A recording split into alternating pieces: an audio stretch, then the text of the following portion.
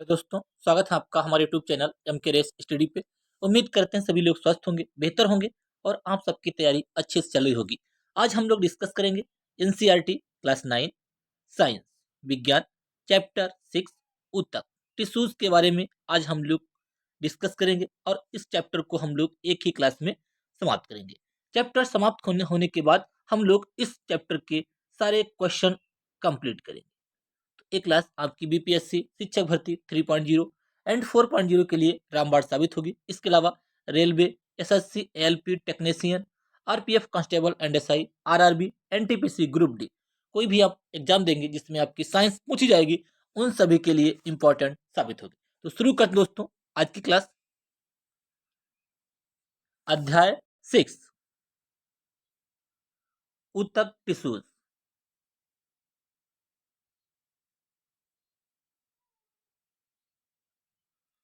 क्या पौधे और जंतु एक ही तरह के ऊतकों से बने होते हैं? क्या पौधे और जंतु एक ही तरह के ऊतकों से बने होते हैं? देखिए, पौधे स्थिर होते हैं। पौधे क्या होते हैं? पौधे स्थिर होते हैं, बेगति नहीं करते हैं, क्योंकि उन्हें सीधा खड़ा होना होता है। अतः उनमें बड़ी मात्रा में सहारा प्रदान करने वाले ऊतक होते हैं। ये सहारा प्रदान करने वाले ऊतक प्राय मृत कोशिकाओं के बने होते हैं। पौधे कैसे होते हैं? स्थिर होते हैं, वो गति नहीं करते, सीधे खड़े रहते हैं। उनको सहारा प्रदान करने के लिए वाले ऊतक होते हैं अधिक मात्रा में, तो उन्हें प्राय कैसे ऊतक होते हैं? वो मृत कोशिकाओं से बने हुए ऊतक होते हैं। अब हम देखते हैं जंतुओं के बारे में। जंतुओं के अधिकांश ऊतक जीवित होते हैं। हमारे जो एनिमल्स होते हैं वो जीवित होते हैं, तो उनमें क्या होता है? उनमें अधिकांश ऊतक जीवित होते हैं। पौधों के कुछ ऊतक जीवन भर विभाजित होते रहते हैं।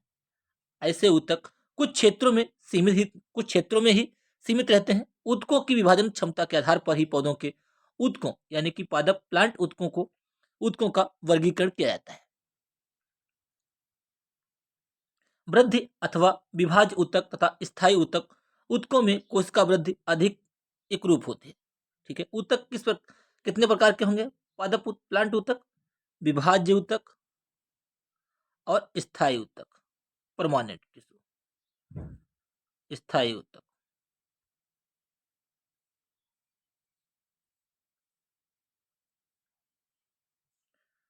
प्लांट ऊतक, पादप ऊतक में हम डिस्कस करेंगे पहले विभाज्य ऊतक। पौधों में वृद्धि कुछ निश्चित क्षेत्रों में ही होती है। ऐसा विभाजित ऊतकों के उन भागों में पाए जाने के कारण होता है। ऐसे ऊतकों को विभाज्य ऊतक, मेरिस्मेटिक टिश्यू भी कहा जाता है। विभाज्य ऊतक की उपस्थित वाले क्षेत्रों के आधार पर इन्हें शीर्षस्थ, कैम्बियम पार्श्वीय तथा अंतरिष्ठ भागों में विभाजित किया जाता है। मेरिस्मेटिक टिश्यू को हम तीन में डिवाइड करते हैं: एपिकल, लेटरल, इंटरकैपिलरी। विभाज्य ऊतक की उपस्थित वाले क्षेत्रों के आधार पर इन्हें शीर्षस्थ, पार्श्वीय तथा अंतर्विष्ट भागों में वर्गीकृत किया जाता है। विभाज्य ऊतक के द्वारा तैयार नई कोशिकाएं प्रारंभ में विभाज्य ऊतक की तरह होती हैं, लेकिन जैसे ही ये बढ़ती और परिपक्व होती हैं, इनके गुणों में धीरे धीरे परिवर्तन होता है और ये दूसरे ऊतकों के घटकों के रूप में विभाजित हो जाती हैं।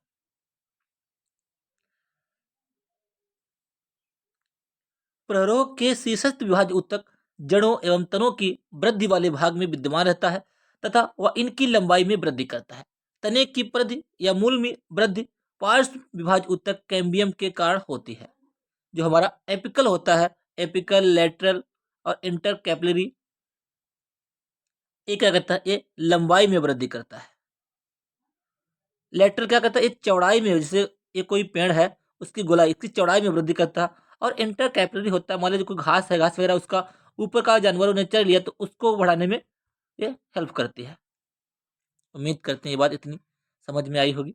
अब हम पादप ऊतक का सेकेंड पार्ट कर देखते हैं, स्थायी ऊतक। पादप ऊतक, प्लांट ऊतक दो प्रकार के होते हैं।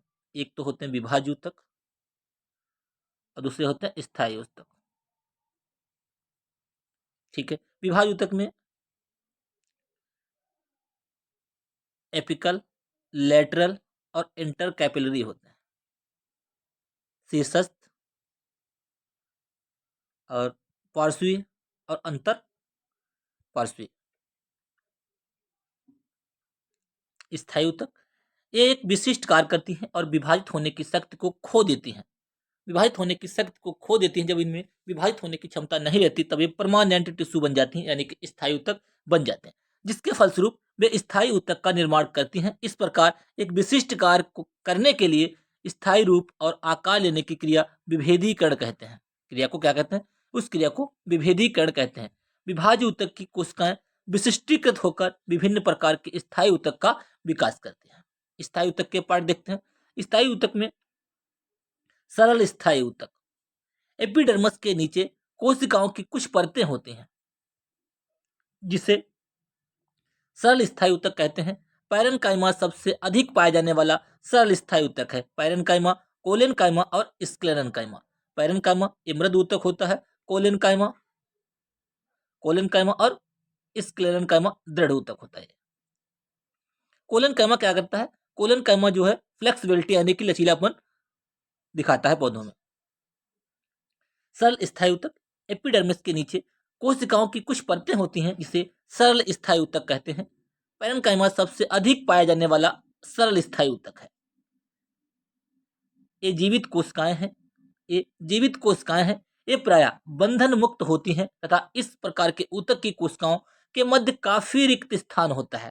पैरेन्काइमा जो होता है उसमें ऊतकों के मध्य में काफी रिक्त स्थान होता है। ये ऊतक प्रायः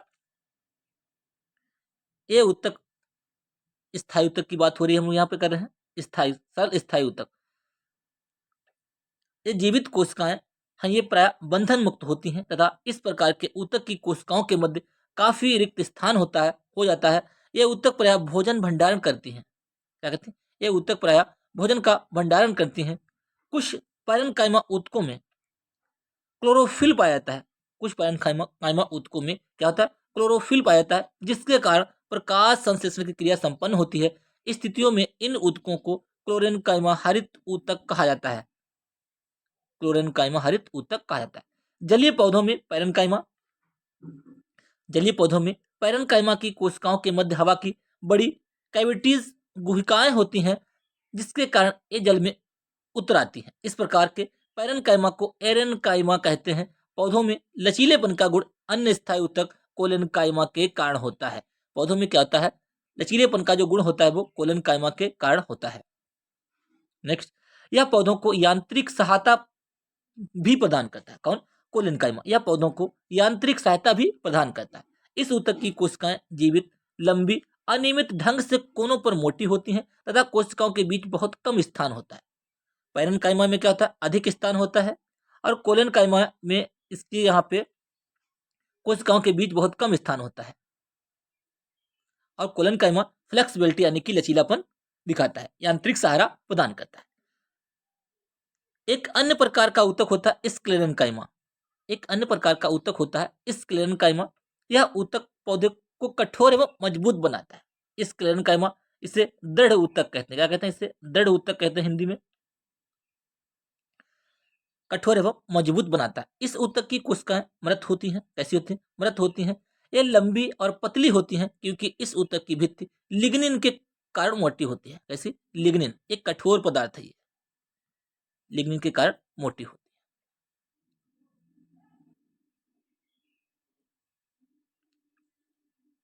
यह ऊतक तने में संवहन मंडल के समीप पत्तों की सिराओं में तथा बीजों और फलों के कठोर छिलकों में उपस्थित होता है। कौन सा? स्क्लेरेन्काइमा यानी कि दृढ़ ऊतक। कोशिकाओं की सबसे बाहरी परत एपिडर्मिस है। क्या है? कोशिकाओं की सबसे बाहरी परत एपिडर्मिस है। एपिडर्मिस प्रायः कोशिकाओं के परत की बनी होती है। कोशिकाओं के परत की बनी होती है। शुष्क स्थानों पर मिलने वाले पादपों में एपिडर्मिस मोटी हो सकती है। जो शुष्क स्थान पे प्लांट पाए जाते हैं उनमें क्या होती है? मोटी हो सकती है। जो जल के क्षय से बचाव हेतु महत्वपूर्ण होती है। जो जल के क्षय से बचाव हेतु महत्वपूर्ण है। पौधे की पूरी तरह एपिडर्मिस से ढकी रहती है। पौधे जो होते हैं पूरी तरह से एपिडर्मिस से ढके रहते हैं। यह पौधों के सभी भागों की रक्षा करती है। क्या कहते हैं? यह पौधों के सभी भागों की रक्षा करती है। एपिडर्मल कोशिका पौधों की बाह्य सतह पर प्राय एक मोम जैसी जल प्रतिरोधी परत बनाती है। यह जल क्षय के विरुद्ध यांत्रिक आघात तथा परजीवी परजीवी कवक के प्रवेश से पौधों की रक्षा करती है। अधिकांश एपिडर्मल कोशिकाएं अपेक्षाकृत चपटी होती हैं। पत्ती की एपिडर्मिस में हम छोटे छोटे छिद्रों को देख सकते हैं। इन छिद्रों को स्टोमेटा कहते हैं। जो पत्ती होती है, पत्ती में जो छोटे छोटे छिद्र होते हैं, उनको हम देख सकते हैं। उन्हें क्या कहते हैं? हम स्टोमेटा कहते हैं। क्या कहते हैं? स्टोमेटा कहते हैं। स्टोमेटा को दो वक्र के आकार की कोशिकाएं घेरे रहती हैं, जिन्हें रच्छी कोशिकाएं कहते हैं। क्या कहते हैं? रच्छी कोशिकाएं कहते हैं। ये कोशिकाएं वायुमंडल से गैसों का आदान प्रदान करने के लिए आवश्यक है। बाष्प उत्सर्जन, बाष्प के रूप में पानी का निकलना ही क्रिया भी स्टोमेटा के द्वारा होती है। जड़ों की एपिडर्मल जड़ों की एपिडर्मल कोशिकाएं पानी को सोखने का कार्य करती हैं। साधारणतः उनमें बाल जैसे प्रवर्ध होते हैं, जिससे जड़ों की कुल अवशोषक सतह बढ़ जाती है तथा उसको उनकी पानी सोखने की क्षमता में वृद्धि होती है। नेक्स्ट, जैसे जैसे वृक्ष की आयु बढ़ती है, जैसे जैसे जो वृक्ष होता है उसकी आयु बढ़ती है, उसके बाह्य सुरक्षात्मक ऊतकों में कुछ परिवर्तन होता है। द्वितीयक विभाज ऊतक की एक पट्टी जो कार्टेक्स में होती है, कार्क नामक कोशिकाओं की परतों को बनाती है। इन छालों की कोशिकाएं मृत होती हैं। इनकी भित्ति पर सुबरिन नामक पदार्थ होता है। इनकी भित्ति पर सुबरिन नामक पदार्थ होता है, जो इन छालों को हवा एवं पानी के लिए अभेद बनाता है।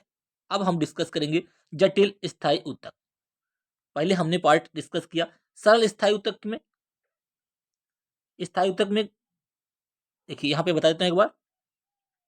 ऊतक को दो पार्टों में डिवाइड किया गया है, विभाज्य ऊतक, विभाज्य ऊतक और स्थायी ऊतक। विभाज्य और स्थायी। विभाज्य में हमने तीन पार्ट देखे। विभाज्य ऊतक या meristematic tissue, apical apical lateral और इंटरकैपिलरी, शीर्षस्थ, पार्श्वीय और अंतर पार्श्वीय। ठीक है, इंटरकैपिलरी। अब इसके बाद में हमने देखा स्थायी ऊतक में। स्थायी ऊतक में दो प्रकार के होते हैं, सरल सरल स्थायी ऊतक और जटिल स्थायी ऊतक। सरल के हमने पार्ट डिस्कस किए, पैरेन्काइमा, कोलेनकाइमा और स्क्लेरेन्काइमा। अब हम डिस्कस कर रहे हैं दृढ़ ऊतक के बारे में। Parenchyma, collenchyma, sclerenchyma. पैरेन्काइमा क्या करता है?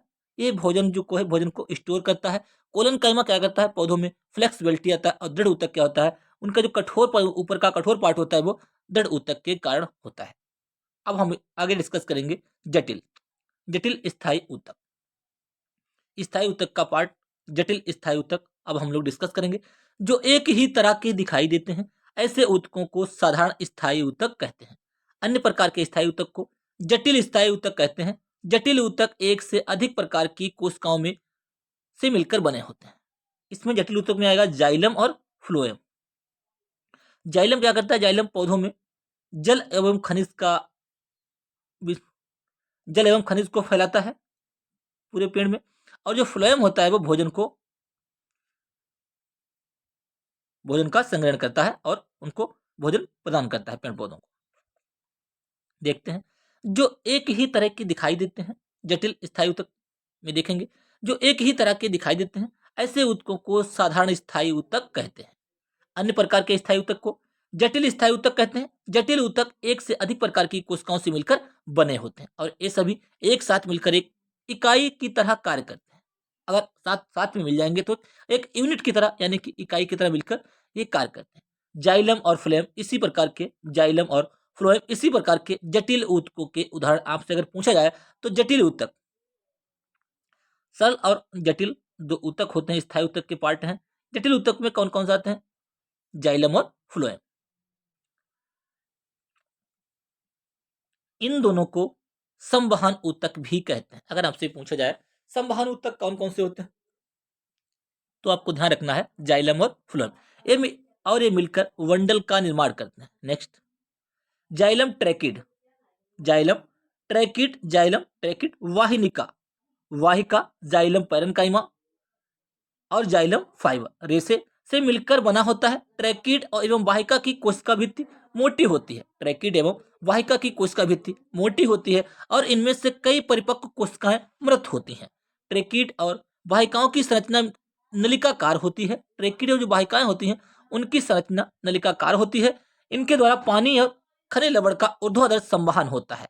पैरेन्काइमा भोजन का संग्रह करता है। जाइलम फाइबर रेशे मुख्यतः सहारा देने का कार्य करते हैं। जाइलम फाइबर रेशे मुख्यतः सहारा देने का कार्य करते हैं। ट्रैकिड, ट्रैकिड इस प्रकार की ये होती है, इसमें छिद्र होते हैं अलग अलग, वाहिका होती है इस टाइप की, और ये हमारा है जाइलम पैरेन्काइमा, इसमें कोशिका द्रव्य, और ये हमारा है केंद्रक, यह है केंद्रक। फ्लोएम 5 प्रकार के अवयवों, फ्लोएम जो होते हैं वो 5 प्रकार के अवयवों, चालनी नलिक, चालनी कोशिकाएं, कौन कौन से अवयव? चालनी कोशिकाएं, चालनी नलिका, सीव ट्यूब्स, साथी कोशिकाएं, फ्लोएम पैरेन्काइमा तथा फ्लोएम रेशों से मिलकर बना होता है। फ्लोएम क्या है? 5 प्रकार के अवयवों से मिलकर चालनी कोशिकाएं, चालनी नलिका, साथी कोशिकाएं, फ्लोएम पैरेन्काइमा तथा फ्लोएम रेशों से मिलकर बना होता है। चालनी नलिका छिद्रित भित्ति वाली तथा नलिकाकार कोशिका होती है। चालनी नलिका जो होती है, चालनी नलिका छिद्रित भित्ति वाली तथा चालनी नलिका छिद्रित भित्ति वाली तथा नलिकाकार कोशिका होती है। फ्लोएम पत्तियों से भोजन को पौधों के विभिन्न भागों तक पहुंचाता है। फ्लोएम क्या करता है? भोजन को पौधों के विभिन्न भागों तक पहुंचाता है। फ्लोएम रेशों को छोड़कर फ्लोएम कोशिकाएं जीवित कोशिकाएं, फ्लोएम रेशे कैसे होते हैं? ये मृत होते हैं। इनको छोड़कर फ्लोएम कोशिकाएं जीवित कोशिकाएं होती हैं। नेक्स्ट, चालनी प्लेट, चालनी नलिका, फ्लोएम पैरेन्काइमा, सभी साथी कोशिका, साथी कोशिका। फ्लोएम सेक्शन, जंतु ऊतक। अब हम लोग डिस्कस करेंगे जंतु ऊतक के बारे में। किसके बारे में? जंतु ऊतक के बारे में हम लोग अब डिस्कस करेंगे।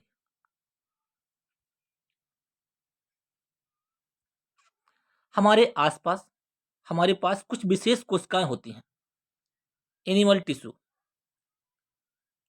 हमारे पास कुछ विशेष कोशिकाएं होती हैं जिन्हें हम पेशीय कोशिकाएं कहते हैं। इन कोशिकाओं का फैलना और सिकुड़ना अंगों को गति प्रदान करता है। कोशिकाओं का फैलना और सिकुड़ना अंगों को गति प्रदान करता है। रक्त और पेशियां दोनों ही हमारे शरीर में पाए जाने वाले ऊतकों के उदाहरण हैं। रक्त और पेशियां, जैसे कि एपिथेलियमी ऊतक, संयोजी ऊतक, पेशीय ऊतक तथा तंत्रिका ऊतक, ये कैसे हैं? अब सब जंतु ऊतक के पार्ट हैं। रक्त संयोजी ऊतक का एक प्रकार है तथा पेशीय ऊतक का। रक्त कैसा है?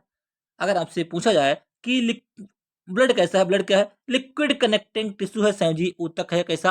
रक्त एक संयोजी ऊतक होता है।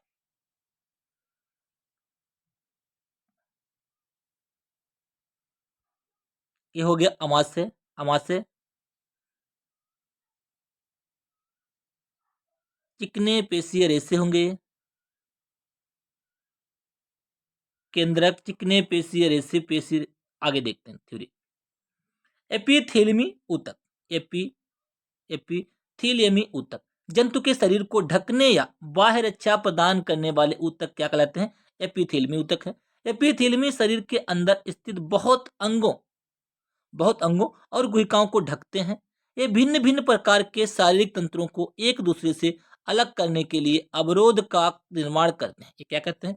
ये भिन्न भिन्न प्रकार के शारीरिक तंत्रों को एक दूसरे से अलग करने के लिए अवरोध का निर्माण करते हैं। त्वचा, मुंह, आहार नली, रक्तवाहिनी नली का अस्तर, फेफड़ों की कूपिका, वृक्कीय नली आदि सभी एपिथेलियमी ऊतक से बने होते हैं। कौन कौन से? एक बार दोबारा से देख लेते हैं कौन कौन से। त्वचा, मुंह, आहार नली, रक्तवाहिनी नली का अस्तर, फेफड़ों की कूपिका, एलोबुली, वृक्कीय नलिका, वृक्कीय नली आदि सभी एपिथेलियमी ऊतक से बने होते हैं। नेक्स्ट, विभिन्न एपिथेलियम की संरचनाएं विभिन्न प्रकार की होती हैं जो उनके कार्यों पर डिपेंड करती हैं। उदाहरण के लिए कोशिकाओं में रक्त नलिका स्तर या कूपिका, जहां पदार्थों का संवहन वर्णात्मक पारगम्य झिल्ली द्वारा होता है, वहां पर चपटी एपिथेलियमी ऊतक कोशिकाएं होती हैं। इनको सरल सल्की एपिथेलियमी कहते हैं। ये अत्यधिक पतली और चपटी होती हैं तथा कोमल अस्तर का निर्माण करती हैं। आहार नली तथा मुंह का अस्तर, आहार नली तथा मुंह का अस्तर सल्की आहार नली तथा मुंह का अस्तर सल्की एपिथेलियम से ढका होता है। शरीर की करच्छात्मक कवच अर्थात त्वचा इन्हीं सल्की एपिथेलियम से बनी होती है। त्वचा हमारी किसकी बनी है? एपिथेलियम ऊतक से बनी होती है। जहां अवशोषण और स्राव होता है, जहां पे अवशोषण और स्राव होता है, जैसे आंत के भीतरी स्तर में, वहाँ लंबी एपिथेलियमी कोशिकाएं मौजूद होती हैं। यह स्तंभाकार एपिथेलियमी अवरोध को पार करने में सहायता प्रदान करता है। श्वास नली में स्तंभाकार एपिथेलियमी ऊतक में पक्षवाप सीलिया होते हैं, जो कि एपिथेलियमी ऊतक की कोशिकाओं की सतह पर बाल जैसा रचनाएं होती हैं। सीलिया कैसी होती हैं? ये वाल जैसी रचनाएं होती हैं। ये पचाव गति कर सकते हैं। ये क्या करते हैं? गति कर सकते हैं, तथा इनकी गति श्लेष्मा को आगे आगे स्थानांतरित करके साफ करने में प्रदान करती है। किसकी? सीलिया की, पक्षमाप की। इस प्रकार के एपिथेलियम को पक्षमावी स्तंभाकार एपिथेलियम कहते हैं। अब देखते हैं घनाकार एपिथेलियम वक्रीय नली तथा लार ग्रंथि की नली के स्तर का निर्माण करता है, जहां यह उसे यांत्रिक सहारा प्रदान करता है। कौन सा? घनाकार। कभी कभी एपिथेलियम ऊतक का कुछ भाग अंदर की ओर मुड़ा होता है तथा एक बहुकोशिक ग्रंथि का निर्माण करता है। यह ग्रंथिल एपिथेलियम कहलाता है। कभी कभी क्या होता है? एपिथेलियमी ऊतक का कुछ भाग अंदर की ओर मुड़ा होता है तथा बहुकोशिक ग्रंथि का निर्माण करता है। तो इसे क्या कहते हैं? ग्रंथिल एपिथेलियम कहलाता है। अब हम डिस्कस करेंगे संयोजी ऊतक। रक्त एक प्रकार का संयोजी ऊतक है। संयोजी ऊतक की कोशिकाएं आपस में कम जुड़ी होती हैं और अंतरकोशीय अधात्री मैट्रिक्स में धसी होती हैं।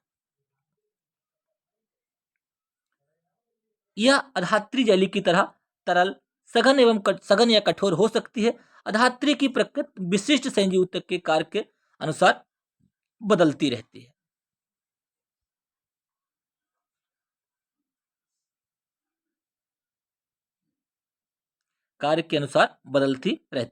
रक्त के तरल अधात्री भाग को क्या कहते हैं? प्लाज्मा कहते हैं। रक्त के तरल अधात्री भाग को क्या कहते हैं? प्लाज्मा कहते हैं। प्लाज्मा में लाल रक्त कणिकाएं आरबीसी, श्वेत रक्त कणिकाएं डब्ल्यूबीसी तथा प्लेटलेट्स निलंबित होते हैं। ठीक है। प्लाज्मा में प्रोटीन, नमक तथा हार्मोन भी होते हैं। रक्त गैसों, शरीर के पचे हुए भोजन, हार्मोन और उत्सर्जी पदार्थों को शरीर के एक भाग से दूसरे भाग में संवहन करता है। ठीक है। ब्लड हमारा जो है एक कनेक्टिंग टिश्यू है, लिक्विड कनेक्टिंग टिश्यू है।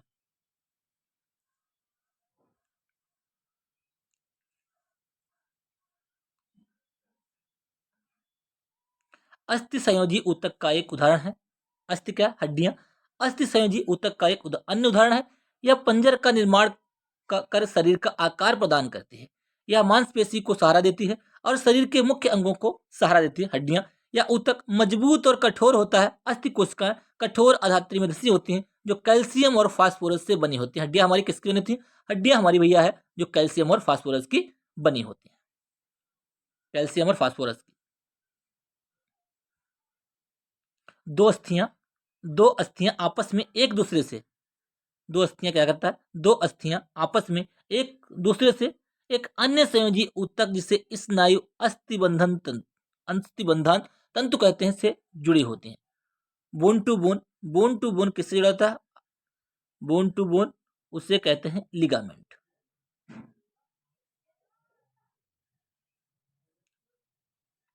और अस्थि to bone, bone to bone, ligament. आगे देखते हैं। दो अस्थियां आपस में एक दूसरे से एक अन्य संयोजी ऊतक से जिसे स्नायु अस्थिबंधन तंतु कहते हैं से जुड़ी होती हैं। यह ऊतक बहुत लचीला एवं मजबूत होता है। स्नायु में अधात्री बहुत कम होती है और अस्थियों को अस्थियों से जोड़ती है। एक अन्य प्रकार का संयोजी ऊतक कंडरा टेंडन, जो अस्थियों से मांसपेशियों को जोड़ता है। अगर आपसे पूछा जाए बोन टू बोन कौन जोड़ता है? बोन टू बोन, हड्डी टू हड्डी, तो उसे कहते हैं क्या? उसे कहेंगे मेरे दोस्त बोन टू बोन लिगामेंट। क्या कहेंगे? लिगामेंट। और अस्थि टू मांसपेशी उसे कहेंगे टेंडन या कंडरा, जो अस्थियों से मांसपेशियों को जोड़ता है। कंडरा मजबूत तथा सीमित लचीलेपन वाले रेशेदार ऊतक होते हैं। उपास्थि एक अन्य प्रकार का संयोजी ऊतक होता है। उपास्थि कैसा? उपास्थि एक अन्य प्रकार का संयोजी ऊतक होता है या अस्थियों के जोड़ों को चिकना बनाती है। क्या? उपास्थि क्या करती है? अस्थियां जो होती है, हमारी हड्डियां होती हैं, उनके जो जोड़ होते हैं उनको चिकना बनाती है। बनाती है। उपास्थि नाक, कान, कंठ और श्वास नली में उपस्थित होती है। नेक्स्ट, एरिओलर संयोजी ऊतक। एरिओलर संयोजी ऊतक त्वचा और मांसपेशियों के बीच रक्त नलिका के चारों ओर तथा नसों और अस्थि मज्जा में पाया जाता है। एरिओलर कहाँ पे पाया जाता है? एरिओलर संयोजी ऊतक त्वचा और मांसपेशियों के बीच रक्त नलिका के चारों ओर तथा नसों और अस्थि मज्जा में पाया जाता है। यह अंगों के भीतर की खाली जगह को भरता है। कौन? एरिओलर संयोजी ऊतक क्या करता है? अंगों के भीतर खाली जगह को भरता है, आंतरिक अंगों को सहारा प्रदान करता है और ऊतकों की मरम्मत में सहायता करता है। पेशीय ऊतक। पेशीय ऊतक लंबी कोशिकाओं का बना होता है। पेशी उसे कहता था लंबी कोशिकाओं का बना होता है, जिसे पेशीय रेशा मसल फाइबर भी कहा जाता है। यह हमारे शरीर में गति के लिए उत्तरदायी है। पेशियों में एक विशेष प्रकार की प्रोटीन होती है, जिसे सिकुड़ने वाला प्रोटीन कहते हैं, जिसके संकुचन एवं प्रसारण के कारण गति होती है। इसमें क्या होता है? संकुचन एवं प्रसारण के कारण गति होती है पेशी में। कुछ पेशियों की हम इच्छा अनुसार गति करा सकते हैं, कुछ पेशियों को क्या करता है? हम इच्छा अनुसार गति करा सकते हैं। जैसे हाथ और पैर में विद्यमान पेशियों को हम अपनी इच्छा अनुसार आवश्यकता पड़ने पर गति करा सकते हैं या उनकी गति को रोक सकते हैं। इस तरह की पेशियों को ऐच्छिक, यानी कि जो पेशियां हम हमारी इच्छा के अनुसार कार्य करती हैं, उन्हें हम ऐच्छिक पेशियां कहते हैं, वॉलंटरी मसल्स कहा जाता है। इन पेशियों को कंकाल पेशी भी कहा जाता है, क्योंकि अधिकतर हड्डियों से जुड़ी होती हैं। कौन सी पेशी? क्योंकि ये अधिकतर हड्डियों से जुड़ी होती हैं, ऐच्छिक पेशियां। ये पेशियां हल्के हल्के तथा गहरे रंगों में एक के बाद एक रेखाओं या धारियों की तरह प्रतीत होती हैं। ऐच्छिक पेशियां कहती हैं, ये पेशियां हल्के तथा गहरे रंगों में एक के बाद एक रेखाओं के धारियों की तरह प्रतीत होती हैं। इसी कारण से रेखित पेशी भी कहते हैं। इसे क्या कहते हैं? रेखित पेशी भी कहा जाता है। आहार नली में भोजन का प्रवाह। आहार नली में भोजन का प्रवाह, रक्त नलिका का प्रसार एवं संकुचन जैसी गतियां ऐच्छिक नहीं है। आहार नली में भोजन का प्रवाह, रक्त नलिका का प्रसार और संकुचन जैसी गतियां क्या है? ऐच्छिक नहीं है। इन गतिविधियों को हम स्वयं संचालित नहीं कर सकते हैं, अर्थात हम इन गतियों को इच्छा अनुसार प्रारंभ या बंद नहीं कर सकते। चिकनी पेशियां अथवा अनैच्छिक पेशियां इनकी गति को नियंत्रित करती हैं। ये आंख की पलक, मूत्रवाहिनी और फेफड़ों की श्वसनी में भी पाए जाते हैं। कौन सी? अनैच्छिक पेशियां। नेक्स्ट, हृदय की पेशियां जीवन भर, जो हमारा हार्ट होता है उसकी पेशियां जीवन भर लयबद्ध होकर प्रसार एवं संकुचन करती रहती हैं। इन अनैच्छिक पेशियों को कार्डिक हृदय पेशी कहा जाता है। हृदय की पेशी कोशिकाएं वेलनाकार शाखाओं वाली और एक केंद्रीय होती हैं। कैसी? वेलनाकार शाखाओं वाली और एक केंद्रीय होती हैं हार्ट की पेशियां। नेक्स्ट, तंत्रिका ऊतक। तंत्रिका ऊतक मस्तिष्क। हमारा जो मस्तिष्क होता है वो तंत्रिका ऊतक का पार्ट है। मस्तिष्क, मेरुरज्जु और तथा तंत्रिकाएं सभी तंत्रिका ऊतकों की बनी होती हैं। तंत्रिका ऊतक की कोशिकाओं को तंत्रिका कोशिका या न्यूरॉन कहा जाता है। क्या कहते हैं? तंत्रिका कोशिका या न्यूरॉन कहा जाता है। न्यूरॉन में कोशिकाएं केंद्रक तथा कोशिका द्रव्य साइटोप्लाज्म होते हैं। इससे लंबे पतले बालों जैसी शाखाएं निकली होती हैं। प्रायः प्रत्येक न्यूरॉन में इस तरह का एक लंबा प्रवर्ध होता है, जिसको एक्सान कहते हैं। जिसको क्या कहते हैं? एक्सान कहते हैं। तथा बहुत सारी छोटी शाखा वाले प्रवर्ध डेंड्राइट्स होते हैं। एक तंत्रिका कोशिका 1 मीटर तक लंबी हो सकती है। बहुत सारे तंत्रिका रेशे संयोजी ऊतक के द्वारा एक के साथ मिलकर एक तंत्रिका का निर्माण करते हैं। तंत्रिका रेशे से गुजरने वाली संवेदना को तंत्रिका स्पंदन कहते हैं। तंत्रिका का स्पंदन हमें इच्छानुसार अपनी पेशियों को गति करने में सहायता करता है। तंत्रिका तथा पेशियां ऊतकों का कार्यात्मक संयोजन प्राय सभी जीवों में मौलिक है। साथ ही यह संयोजन उत्तेजना के अनुसार जंतुओं को गति प्रदान करता है। अब हम लोग इस क्लास के इंपॉर्टेंट क्वेश्चन डिस्कस करेंगे। रक्त कौन सी ऊतक का हिस्सा है? अभी आज की मैंने इस क्लास में आपको ये बताया, आपको अच्छे से समझ में आया होगा। रक्त कैसा है? क्या ये तंत्रिका ऊतक है? तंत्रिका तुम्हारा मस्तिष्क आता है, मेरुरज्जु जाता है। एपिथीलियम नहीं भैया, पेशी नहीं, संयोजी ऊतक। रक्त कैसा है? रक्त और हड्डियां, अस्थि कैसा है? ये संयोजी ऊतक होते हैं। अगला क्वेश्चन नंबर 2, अस्थि किस प्रकार का एक ऊतक है? अस्थि कैसा है? हड्डी अभी बताया। अस्थि कैसा? एक संयोजी ऊतक होता है। नेक्स्ट, कोलेजन को जब पानी में उबालते हैं तो तब यह परिवर्तित हो जाती किसमें? कोलेजन को जब हम पानी में उबालते हैं तो यह किसमें कन्वर्ट हो जाती है भैया? जिलेटिन में कन्वर्ट हो जाती है। किसमें? जिलेटिन में कन्वर्ट हो जाती है। कोशिका के समूह को क्या कहते हैं हम? कोशिका के समूह को भैया हम ऊतक कहते हैं। क्या कहते हैं? अंगतंत्र नहीं भैया, कोशिका भित्ति नहीं, कोशिका के समूह को हम क्या कहते हैं? ऊतक कहते हैं। ऑप्शन ए करेक्ट हो जाएगा। कोशिका भित्ति किसमें पाई जाती है? ये प्लांट में पाई जाती है। कोशिका भित्ति प्लांट और एनिमल दोनों में पाई, कोशिका भित्ति एनिमल में नहीं, ये प्लांट में पाई जाती है। ठीक है, एनिमल में क्या होता है? एनिमल में कोशिका भित्ति नहीं पाई जाती, उसमें कोशिका झिल्ली पाई जाती है। क्या भैया? एनिमल में क्या होता है? कोशिका झिल्ली पाई जाती है और कोशिका भित्ति पाई जाती है प्लांट ऊतक में। ये एनिमल का पार्ट नहीं है। कोशिका भित्ति किसमें पाई जाती है? कोशिका भित्ति पौधों में पाई जाती है। नेक्स्ट, शैवालों में किस तरह का विभाजन होता है? जो हमारे शैवाल होते हैं उनमें किस तरह का विभाजन होता है? अर्धसूत्री, समसूत्री, असूत्री विभाजन होता है शैवालों में। कैसा? असूत्री विभाजन होता है शैवालों में, असूत्री विभाजन। नेक्स्ट, क्वेश्चन नंबर 6, पौधों में वाष्प उत्सर्जन किससे होता है? क्या ये स्टोमेटा से होता है या संवहन ऊतक? संवहन ऊतक तो हमारे दोस्त हैं जाइलम और फ्लोएम। कौन कौन से? जाइलम और फ्लोएम जो हमारे क्या है? ये संवहन ऊतक है। भोजन का फ्लोएम क्या करता है? भोजन को पौधों के पार्टों में भेजता है और जाइलम जल और मिनरल्स को। स्टोमेटा, पौधों में वाष्प उत्सर्जन कैसे बनता था? स्टोमेटा, कैसे? स्टोमेटा से। गतिकामय ऊतक किस प्रकार का ऊतक है? गतिकामय यानी कि जिसमें गति हो। कैसा है? संयोजी ऊतक। गतिकामय ऊतक किस प्रकार का ऊतक है? ये संयोजी ऊतक है। किस प्रकार के ऊतक द्वारा ग्रंथियां बनती हैं? किस प्रकार के ऊतक द्वारा ग्रंथियां बनती है? पेशी तंत्रिका उपकला, उपकला ऊतक के द्वारा ग्रंथियां बनती हैं। नेक्स्ट, ऑप्शन बी करेक्ट होगा।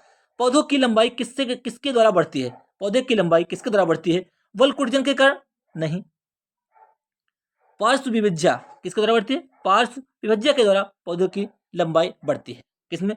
हमने बताया था मेरिस्टेमेटिक टिश्यू और परमानेंट टिश्यू। मेरिस्टेमेटिक टिश्यू में हमारा पार्ट है एपिकल, लेटरल और इंटर कैपिलरी। एपिकल, लेटरल और इंटर कैपिलरी, इसके द्वारा पौधों की लंबाई बढ़ती है। एपिकल के द्वारा, लेटरल के द्वारा चौड़ाई बढ़ती है। और ये मान लो कोई घास चर गया है कोई जानवर, तो ये उसके ऊपर फिर वृद्धि करती है। यहाँ पे निम्न में से सक्रिय विभाजन को किसकी कोशिकाओं में होता है?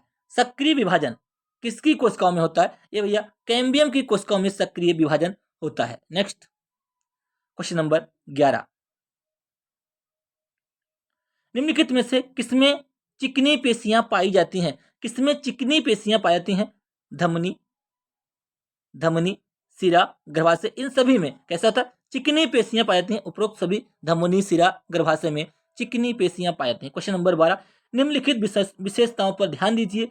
यह पौधों की सबसे बाहरी परत है, कौन सी होती है? एपिडर्मिस होती है। कौन सी होती है? एपिडर्मिस क्या होती है? पौधों की सबसे बाहरी परत है। यह पौधों के सभी भागों की रक्षा करती है। ये पौधों की बाह्य सतह पर एक मोम जैसी जल प्रतिरोधी की तरह होती है। क्या होती है? इसमें एपिडर्मिस होता है।